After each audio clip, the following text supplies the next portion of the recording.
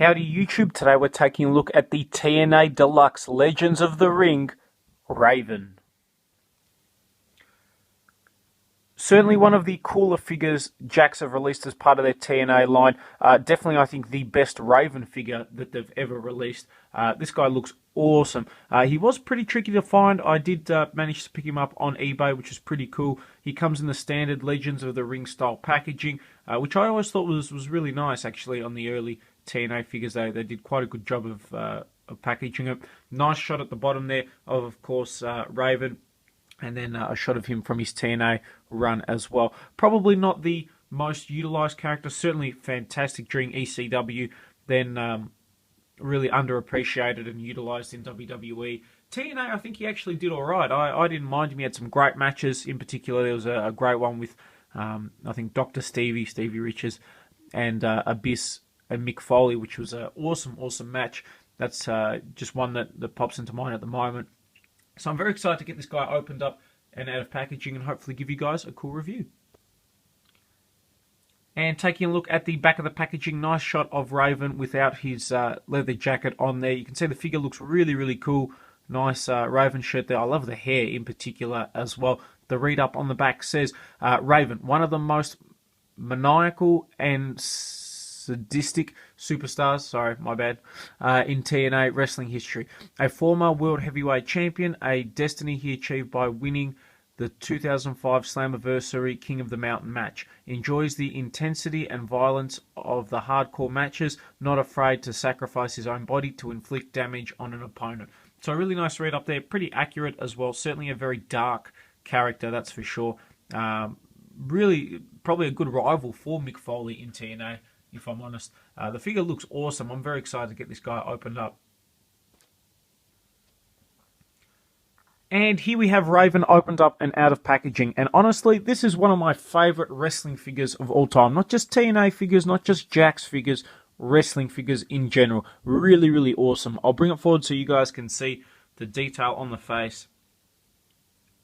I think Jakks absolutely nailed it. They definitely did a really good job of capturing the dark and menacing look of Raven there. I love the hair as well. Really cool. The hair is basically made out of like a soft rubber. You know, generally it's just one piece, but there are a few individual braids, which is really nice to see, and it gives it a really good, visually a really good look, which is nice to see. Also on the face, I love the way they've done the facial hair, and obviously the paint and stuff as well. Or the makeup, rather. The jacket is fantastic as well. It's a soft leather jacket, which came up really nice. It basically sits on pretty well. I mean, it does look a little bit big and bulky, but that's not too bad. You know, added pockets there.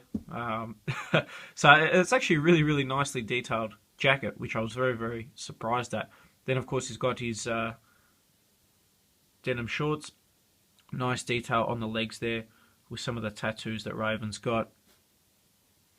I like that one, Nevermore on the leg there. Yeah, really cool figure. Even just like this, I think he looks absolutely awesome.